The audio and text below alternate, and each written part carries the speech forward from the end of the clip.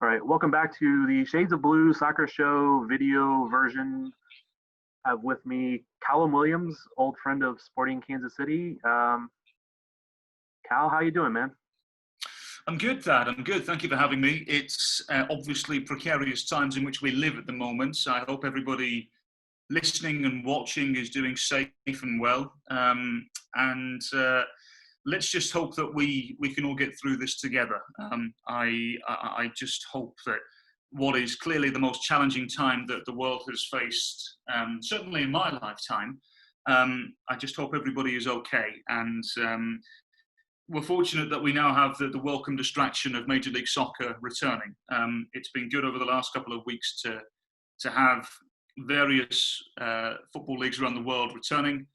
They have been a welcome distraction, but I just hope that everybody back in Kansas City and wherever you're watching this is doing okay, and hopefully we can resume normality safely and soundly sooner rather than later. Yeah, it is really good to just have some sense of normal to talk about right now. I mean, it's we can discuss like who should start, who should play what spot, how two teams are going to fare against each other. It's nice to actually look and see a highlight of Christian Pulisic doing something, things like that. It's just it, not that we want to not focus on some of the troubling times that we're doing, but it's also nice to have a little bit of happiness out of it. Yeah, well, we're human beings, aren't we, after all? And we do need something to talk about. And sometimes, if it's stuff we don't necessarily want to talk about or feel comfortable talking about, it can be slightly repetitive. Whereas, in my opinion, that there's one thing that never becomes repetitive nor boring, and that's soccer. So it's good to have it back for sure. Yeah. You personally, I mean, how are you and your family? You were in Minnesota when a lot of troubles were going on, a lot of non-corona problems going on.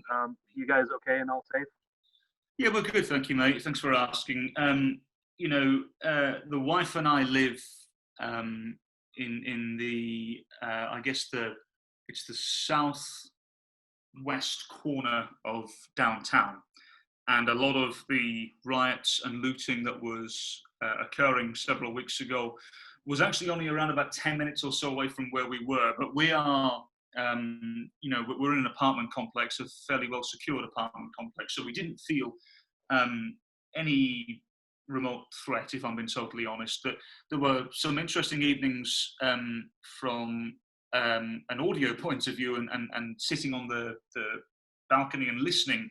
There were times when you heard the flashbangs from the police and screaming and shouting, and actually, if you looked on the horizon of our city here, you could see there was an orange glow of where everything was happening and all the fires were happening. So no doubt there was an element of nerves, I think, when this all first started, but once it became clear that there wasn't going to be any trouble where we weren't too concerned, to be honest. I think the thing for me, Thad, is that these conversations should never really have been happening anyway, but I can't believe the fact that we're in the year 2020 and there are still people out there who assume that they are superior because they have white skin. I just simply cannot understand that logic at all. There's one race, in my opinion, and that's the human race.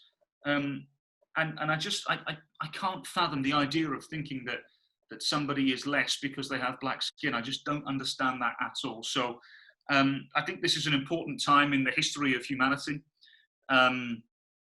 I think it's a time to listen and to learn. We can all do a better job. There's times when I'm sure we're all, we've all thought that, well, I'm not racist. I've not done anything wrong. But that doesn't necessarily mean you can't educate yourself and learn a bit more. And be a little bit better. Correct. And look, I'll stop talking about it now because a white privileged male has been speaking for far too long. It's about time I shut up, sit down, and started to listen. No, that's one thing we definitely need to listen, but we also need to have conversation. So at least that's my thought on it. I mean, again, I don't want to stand from the point of knowing all because I don't. Personally, I know I've fought against this for a lot of years myself. But I'm happy you and your wonderful wife are good, at least at the moment. I still owe your wonderful wife at least a slice of pizza because she fed me one time when we were at Grinders. I had no money, and she fetched me a piece of pizza because she was going in there. So I feel I owe her a debt till I get to pay it. So she owes anybody who brings me food, especially a good slice of pizza, has a special place in my heart. Well, I look forward to maybe when we're down in Kansas City at some stage we can catch up and have a little bite and a beer or two as well. That'll be good fun for sure. I'm sure she would be delighted to do that for sure. I'll mention that to her. Right, and she probably doesn't even remember it, but I will return that favor when I can. All right, so we did get on here to talk about soccer. There's many important things in this world, but you and I are kind of a little bit on opposite sides for a change of how we're going to be looking at this game and who we'll be rooting for. Even though I can't officially root for teams, being semi-media. But what do you see the key to this game coming up? The first match back after all the layoff for both Sporting and Minnesota. Well, there's several keys to this game for sure. First of all, the key aspect that will be fitness and sharpness, because I can't imagine it's going around in abundance at the moment. No. Having a lengthy layoff as the players have had, it's going to take its toll, no doubt. I suspect that the rosters will be used. I suspect the coaching staff will have to dig deep on both sides throughout the tournament.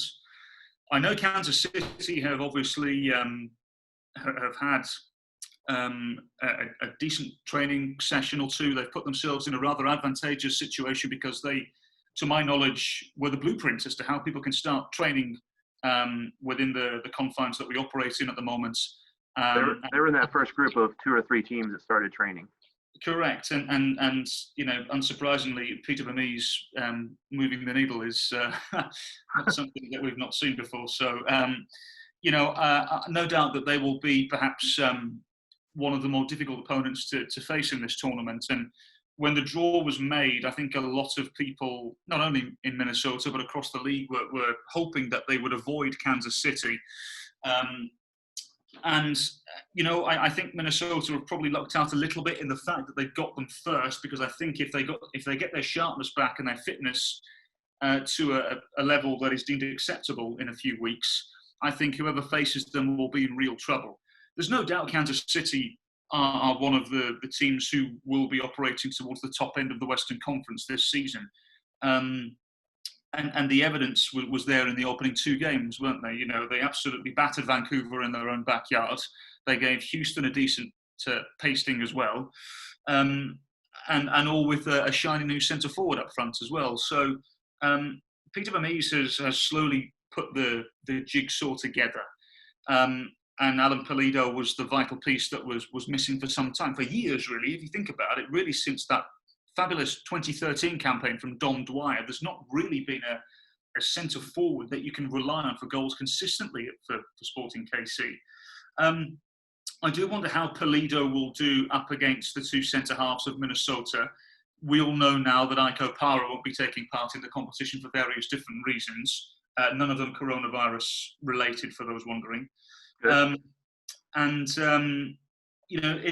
be an opportunity for somebody to step up. I would assume that would be Jose Aja, the former Vancouver and Orlando centre half, who has impressed so far. This will be his Minnesota United debut, should he start.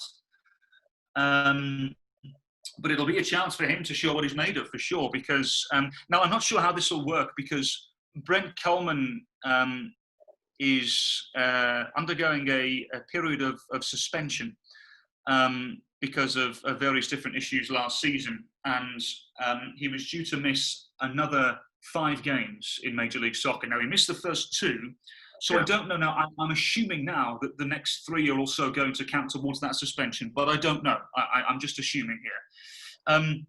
For me, though, where the actual key to the game will be, and I said this on doing another interview a couple of weeks ago, Thad, that if memory serves me Right. I remember going down and calling a couple of the pre-season games down in Kissimmee, down at the sports complex in Orlando. And I remember the field being quite tight. Now, that will naturally cause problems for wide players, for natural wide and natural wingers, if you will. Sporting Kansas City, every time I've seen them, have operated with inverted wingers. And one of them perhaps arguably being, at least in the conversation of best in the league in that role, in Johnny Russell. And with the way that Minnesota play, the fullbacks do like to overlap and they do become a part of the attack. It's not too dissimilar to what most teams do now and how modern day fullbacks operate. But I do think Johnny Russell will be key in this particular 90 minutes because if indeed the field is as tight as what I remember, that'll almost force him to manoeuvre inside.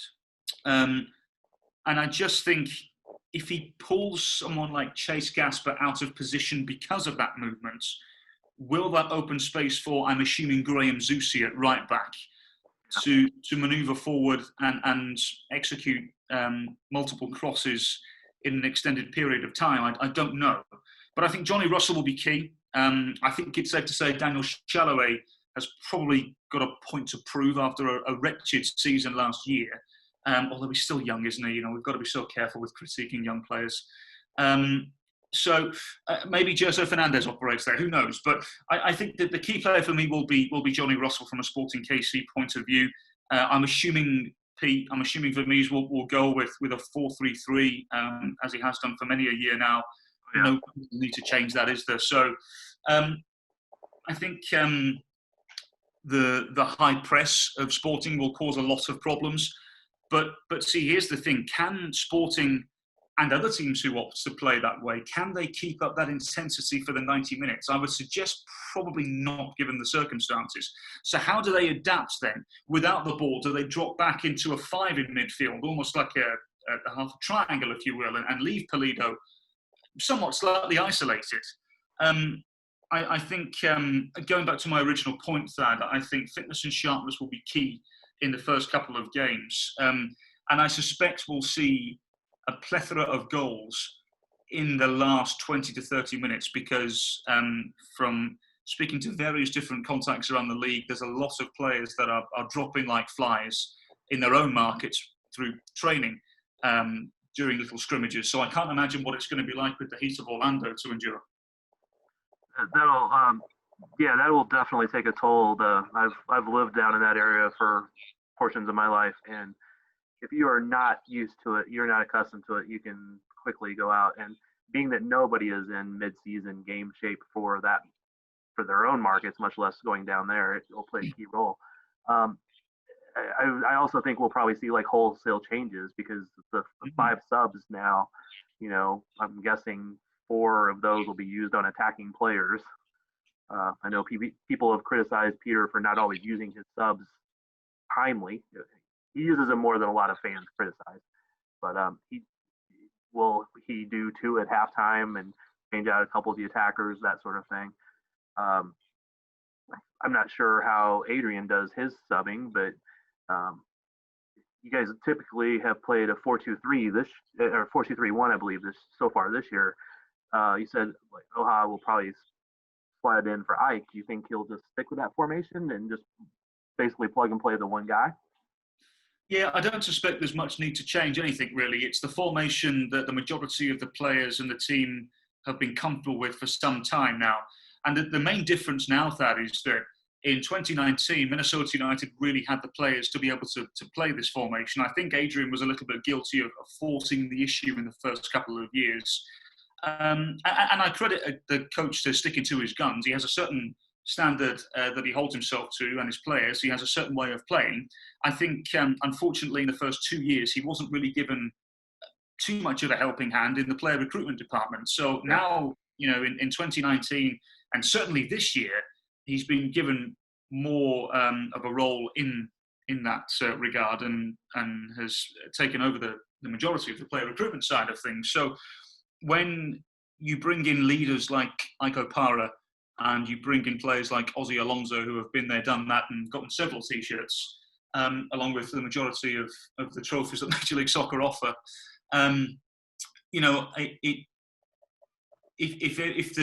If the spine is set, then you can actually go on and play the way that Adrian wants to. But for the longest time, the spine was arguably shattered. It just wasn't. There wasn't a solidity in the team at all.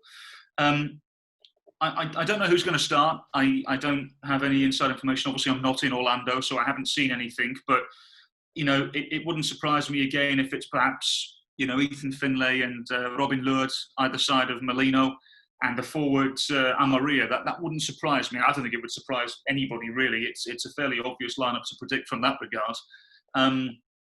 Adrian Heath is a huge fan of Molino, as he should be. He's worked with him since I think he was 22 when he brought him in from Trinidad and Tobago, and obviously he's gone on to have a very good career in North American soccer. This is the one area where coronavirus actually helped Minnesota. In the second game, Molino pulled up with what if memory serves me right, I think it was a hamstring injury. And this is after he did ever so well against Portland Timbers on the opening day when Minnesota won out at Providence Park. He had a great preseason, and I think now it's probably the time to really deliver for Kevin Molino. He was ever so unfortunate in 2018 when he got the ACL injury, his second, I believe, out in Orlando, ironically. And it took him a lot longer to come back than I think a lot of people thought. And you can't rush these things. You have to wait until the player's comfortable. And, so we only really got a glimpse of Molino in 2019. And those glimpses were rather pleasant, but you have to, in my opinion, in this league, consistency is the killer. Consistency is perhaps the most underrated thing to have in Major League Soccer. And it's perhaps the one thing that Molino has lacked since signing for Minnesota. Now, in 2017, he was fabulous, but he didn't really have the players alongside him. Maybe Christian Ramirez, but the rest of them weren't up to the standard, in my opinion, to play alongside him. So my point here, Thad, is that it's now, in my opinion, time for Molino to really shine. He's just turned 30, to my knowledge. He's right in his prime. I think he will probably feel as though he's got a point to prove after the discombobulated last couple of years. So I would argue that Molino will be the one to watch. He and Amaria seem to play off of each other very well indeed in Portland. And Amaria is one of these players that, again, Minnesota were really lacking a centre forward, much like Kansas City for a while. They traded Ramirez away several years ago simply because the offer they got was too good to turn down from LAFC at the time. And Angelo Rodriguez, whilst I could see the idea and playing off of a big man, he probably wasn't at the standard that Major League Soccer now requires, which is a credit to the league. Luis Amaria is one of these players that the club have really been looking for some time, in the fact that he's a centre forward that really plays off the shoulder. And as a centre half, you have to be super aware of his movement, because the off-ball movement is fabulous. And because of that, what that does is it actually forces the opposing backline to drop perhaps just that little deeper than they might have done before. Now, when the backline drops, what does that leave? It leaves copious amounts of space for the number 10, Kevin Molino, who, in my opinion, will be the key player for Minnesota in this tournament. Yeah, I don't doubt that. I think if Ike was there, I might actually say he was going to be, just because of how he changes how attacks have to play. The speed he has, the strength he has, but also the knowledge and the mental game of knowing where to be. That's what Sporting lost a lot last year, not having that consistent partner for Beasler. Hopefully Puncec is that guy now, and maybe Winston Reed if he gets into form. We got to see how he turns out, but I expect we'll see him a little bit, at least in this tournament, to see what he has left. But yeah, it does seem like we'll have probably, like you said, a fair amount of goals in this tournament, because I could see the 30 minutes of fitness that forwards have will be used, and especially the subs coming in against the more tired back line might just give us a lot of entertaining highlights. Yeah, I mean, look, would it at all surprise you from a Kansas City point of view that if Vermeer started with Kyrie Shelton up front and was a little more direct, um, and perhaps preserved a little bit of energy, and then in the remaining 30 minutes or so, you bring on Pulido. Now, I know straight away the counter argument is, no, Pulido's the big signing, big centre forward and everything. Yes, I agree with that. There's no debating that. Right. But sometimes you can use those big signings in different ways that are perhaps more effective. So it wouldn't surprise me, because I think, and I could be completely wrong here, that as I said, I've not seen anything, any training or anything, but it wouldn't surprise me if the football is a little more reserved in the opening 30 minutes or so, and then the gaps really start to appear in the remaining 20, 30 minutes or so of the game. So I just wonder if I don't, Kansas City are never the team that are going to lump the ball forwards, but if they are direct in a way that they're comfortable with and play off of Shelton, and you have a secondary run from whether it's Busio or Espinosa or what have you, then certainly I could see them causing a lot of problems with that initial burst forward when they go forward with Russell and Shallowy or Fernandez or whoever decides to play out wide. But it wouldn't surprise me if Shelton started and then Pulido was introduced a little later on, who would be a lot sharper than the players who'd be going up against. Yeah, I think the one thing that you maybe haven't seen them as much this year with how they played is actually Kyrie has started on the wing Right, okay. with Pulido, and then Donnie actually not inverted, but on the left side. He's normally been on the right side, cutting in. He's also, I think Johnny's missed a little bit of training time, so it could be the starting front could be Kyrie, Pulido, Durso, or Johnny in either case. But I've always liked.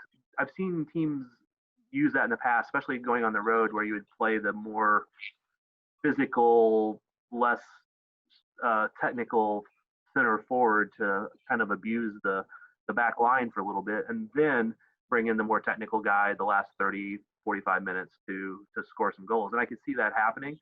It just never has really been Peter's tendency to do that, except with perhaps Benny Feilhaber a few times when he was not in as good a shape. He might start the second half. Somebody else start the first half, and he come in the second half to do a little more slicing. Peter's not really tended to do that with his forwards, but we'll see. I mean, I would actually kind of like that idea. But I think if he did that, it would probably be Hurtado.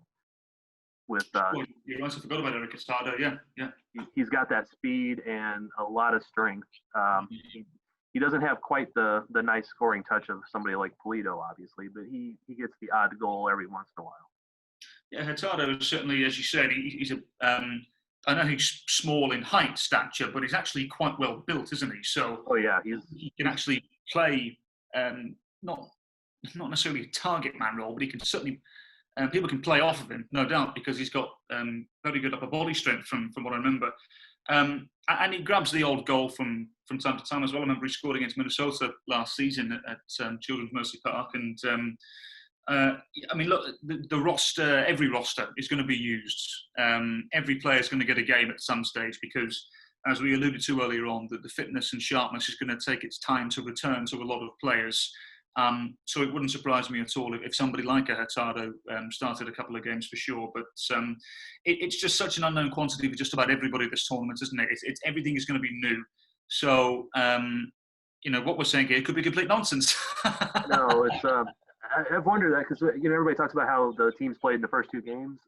Minnesota was really good. Sporting was really good. The nice thing about Minnesota is you went on the road to win both of those games. You're of the teams who did well, you're the only team that did that. Sporting did one on the road and one at home, which is the only reason they're at the top of the table right now. Sure. But just like a regular MLS season ends in November, and the majority of teams are done at that point, if not all of them, and you start back up in March, and teams can be completely different. You could have 98% of the same players, and the team will be completely different. One change, one injury, one attitude, one layoff, whatever, and the team can be completely different. 2018 to 2019 for Sporting, 2018 to 2019 for Minnesota, pretty much. Some different players made that big difference, but in this case, we've laid off since March. It'll be 3 months, which is basically preseason games for what would have been MLS. And teams could be completely different. As good as one team was, I don't know how many teams have been able to add any players over the layoff. A couple maybe, but even if they were a large signing, like a TAM signing, they can't play in this tournament, if I remember correctly. Sure. So even though there'll be a lot of the same teams, they may not be very much the same way. They've lost fitness, they've lost cohesion. Maybe they've gained it over that time. Some of the teams that had less of it may have actually gained it by bonding over the issue. Who knows? Yeah, this is sort of alluding to what I was saying before that in terms of the fitness and the sharpness. I think there may very well have to be some teams that have to adapt the way that they want to play. And that might not be clear until the opening 20 minutes of the game. I was very fortunate. I spent about an hour or so in the pre-season with the Vancouver Whitecaps coaching staff. They welcomed me into a tactical session, if you will, and I got to see how they want to play. And it's all, again, not too dissimilar to the way that Burmese wants to play, but it's very high press. It's very much, discombobulating the back line, and they want the opposition centre-halves to have the ball because, then you can press and you can cause issues. And a lot of that comes through Cavallini and the way that he approaches the game. But the question is now, is that going to be the case again, And is Jordi Reyna going to have the ball as much as he would want to? Is Milinkovic going to be able to get the ball to his feet as much? Are they going to have to go as a little more direct? Would that mean Theo Bair would come and play at centre forward, or would Freddie Montero play a little deeper? Who I think is probably better at that role anyway, but that's another debate for another day. Which actually, I think I just saw he's not going. Oh, really? I think I just saw that right before you joined, but Freddie Montero isn't going. What's that? You said Freddie Montero isn't going. I think I just saw that. Right. Okay. Well, either way, I mean that's a loss for the Whitecaps, but either way, if they have Cavallini and they have the players around him, then I think they'll be okay. But the point is really now is will they have to abandon what they've known now for the last couple of months and what's been instilled in them by Marco Santos, and not just the Whitecaps, but an abundance of teams around the league, and it's going to be interesting, Thad. I'm intrigued to see what happens. I am very much looking forward to embracing the unknown. I'm just simply glad that we have Major League Soccer back. Yeah, me too. Not only the normal wildcards of who is playing where, who's in form, injuries and all that, but just a positive test right now could change a whole game plan for a team. Yeah. Well, obviously it's a shame that we've lost FC Dallas, haven't we? And I think when that news broke yesterday, I think it was a sharp reminder. I think it was a real sharp reminder that, yes, it's good to have this tournament. It's good to have the league back. But really, safety first has to be the protocol at the peak of importance here. So we'll wait and see. Let's hope. I mean, look, there's no doubt there's going to be a couple of other positive tests, I'm sure. I'll be stunned if there isn't. I hope there's not, but I'd be stunned if there wasn't moving into the next few weeks. But let's just wait and see. But I just hope that we can execute this tournament efficiently, swiftly, and safely. And that's all that everybody's hoping for, I think. Yeah, I'm just looking for some enjoyment. I mean, obviously, I want Sporting to make a deep run, more enjoyment for me. But I'm kind of going to be looking forward to waking up and having some breakfast and watching a game at 8 a.m. and 2 more later that night. And it's going to be like the World Cup, isn't it? Which I think was the league's initial hope, was that there's going to be soccer on all day. Let's not forget there's going to be an abundance of USL games as well on the ESPN networks. And, so there's going to be a ton of American soccer on, which is going to be fabulous. And very much like yourself, that I'll be getting up at 8 o'clock in the morning with a cup of tea and some cornflakes and, watching whoever the early game is, I'm very much looking forward to the Wednesday game, the opening game, Orlando into Miami. I've actually said, I think, in my opinion, I think Inter Miami may very well be the dark horse of this whole thing. And I only say that because I know, and it's obvious, I think everyone knows what sort of club they're trying to become, what sort of fan they're trying to attract, and what type of player they're trying to attract. Yeah. And I think you can perhaps execute that in capital letters by qualifying for the CONCACAF Champions League. And there is no, to my knowledge, no swifter way to do that than this tournament because of what's on offer.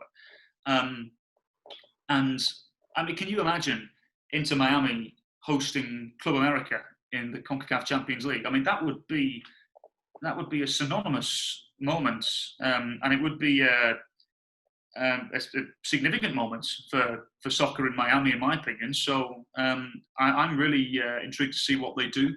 Having spoken to a few people down there, I think they're going to really give it a go. I'm not saying they are going to do it, but I think that team out of just about everybody will be the one that will really, really push for it. They're also coming out of a bracket where they have a reasonably good chance of coming out of that group. They do, and well, I mean, look, let's see if anything changes now with Dallas dropping out. I mean, it wouldn't surprise me if maybe Nashville, for example, if they stay in the tournament, if they move over or something, because technically they were a Western Conference team this year for some reason,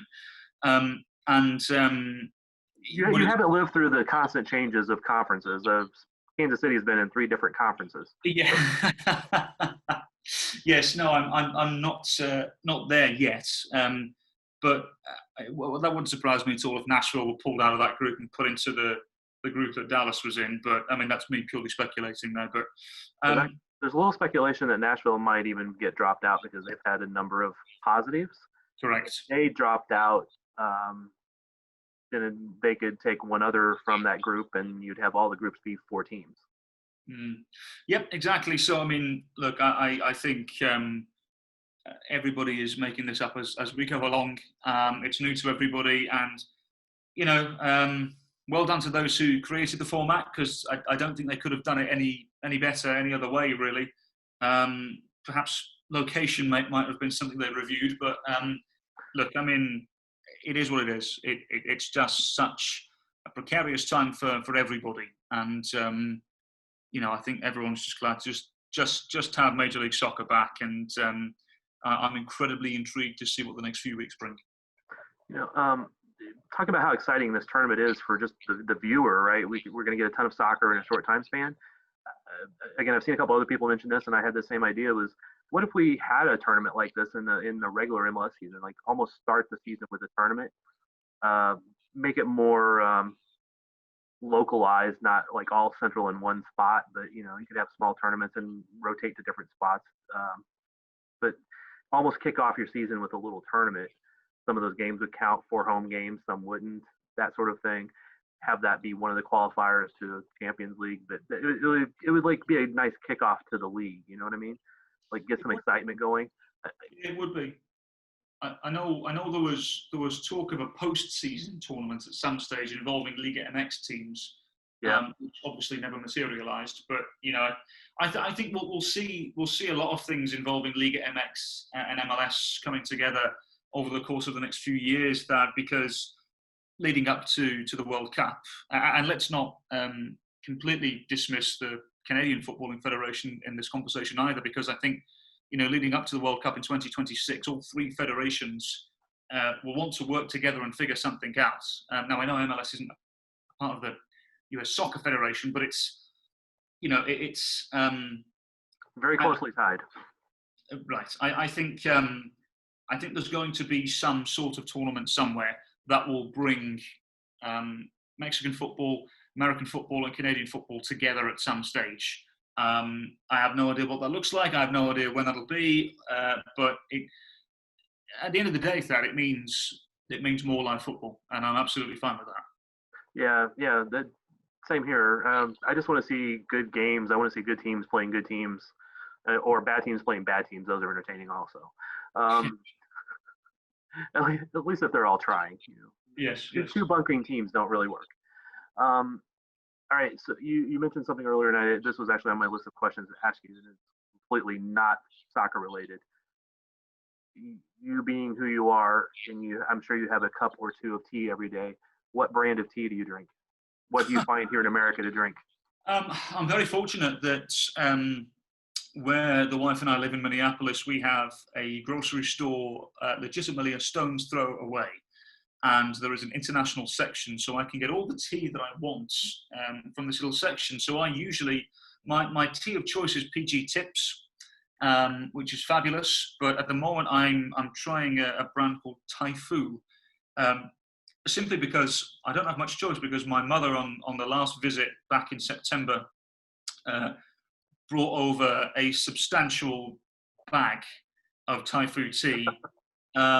And I think it has something like 600 tea bags in it. So I'm slowly churning away at that, to be honest. And I've already had my coffee in the morning and tea already now, and no doubt I'll have several cups of tea later on. It was lovely to relax last night. My wife and I were in the Kansas City area for the holidays, and we drove back yesterday, and it was nice just to sit on our little balcony that we have and just sip on a cup of tea. It was lovely. You won't find much wrong with sipping back and drinking a cup of tea. And I'm very much looking forward to doing that during this tournament, and actually very intrigued to see what it looks like from a broadcasting standpoint as well, because everyone's heard various different things, and very, very excited. But it shall all be done, Thad, with a good cup of tea in the morning for sure. Okay, so I have a cup here. I was drinking tea right before we got on this video, and actually it was PG Tips. There you go. Good man. I have two main ones that I go between during the day, is PG Tips and I think it's Tetley, the purple box. Tetley, good. Yep. And I used to do Bewley's, which seemed to be a popular Irish one, but I used to do that a lot. So. Bewley's is good, but yeah, you won't go wrong with PG Tips, mate. That's fabulous. That is. I have like 4 boxes of it in the pantry right now because I ordered a large bulk of it because my local store, during the first pandemic crisis, the first waves of it, and things were shorthanded, things were short supply.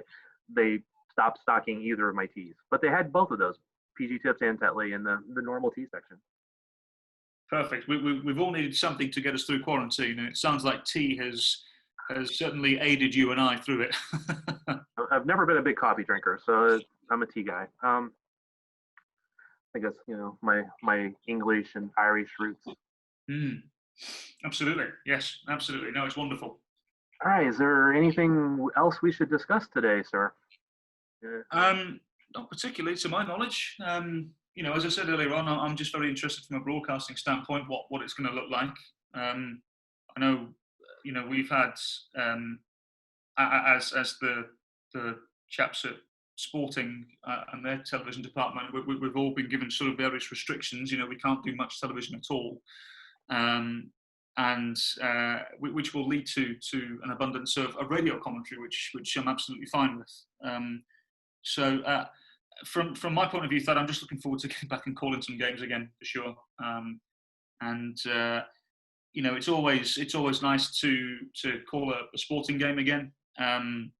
It's always nice to reconnect with people as we're doing now, and very much looking forward to the opening game on the Sunday. It's just going to be our opening game, I should say.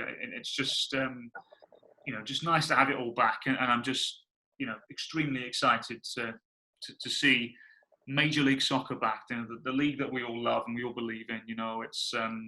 It's just great to have it back, because at one stage, with the CBA situation, and we weren't entirely sure, were we? So it's good to have it back, and I can't wait. It's going to be an utter thrill. Yeah, I mean, I'm pretty much addicted to this sport at this point. In case you hadn't noticed, Hmm. um, when Sporting or when as teams arrived in Orlando, MLS was releasing like rival videos, and I'm like watching these people walk into a hotel because I'm just needing something. Okay, they're the B-roll from training. They watching guys like drop cones on the ground and stretch, and then the for some reason obligatory focus on people's feet as they dribble the ball and you can't see who they are. I'm not sure why that is a standard feature of B-roll, but I'm obviously not a broadcasting expert, or or why walking into the hotel has to be done in slow motion. But it's probably the least exciting action thing you can have. Hmm. But maybe they can take a 2 minute into 8 minute video that way. I don't know. But I'm still just pouring over that. My daughter went to tryouts for teams last couple weeks ago, and I'm just like, we had the parents had to stand in the parking lots and be socially distanced, or we were supposed to be, and I keep edging forward because I'm like, okay, this 15-year-old girl looks pretty good, like she's a good winger, that sort of thing. I'm trying to analyze, youth tryouts at this point. That's Well, how I'll much look we for the know. name whenever the women's U16 roster comes out. I'll look for the name, shall I? And we'll see how it goes. Well, my daughter won't be there anymore, but we had hopes for it at one point, but no. Yeah, that's just how much we're looking for this. I'm looking forward to watching any live soccer at this point. Yeah, yeah. I think you speak for just about all of us there, Thad. We're all looking forward to live soccer, and it's just going to be so nice to have it back. It really is. I have been enjoying the NWSL tournament that they've been doing, the similar version to what MLS is doing. Yeah, it's been good. It's been good. I've caught a handful of games. I must admit, I've been uh, I guess bathing in my own misery watching Aston Villa over the course of the last couple of weeks try and salvage something from what has been a rancid Premier League campaign. But the NWSL has given me a quite a nice respite from watching that, and I'm a big fan of Juliet. I think she's fabulous. She's just somebody put something out the other day, and it was a clip of her, and it just personified the way that she is and how she plays, and it was sort of no nonsense tackling and spraying the ball as quickly as possible, and several crunching challenges, and I just love that she really wears the heart on the sleeve, if you will, and you know, I think she's fabulous. She's my favourite US women's national team player by a country mile. I think she's wonderful, and I'm looking forward to seeing how the tournament continues on. As you said, it's been really nice again to have American soccer back. It was obviously the first major sport to come back, which was great, and a great attention for the women's game here as well. Women's game deserves all, if not more, attention than what it gets. I'm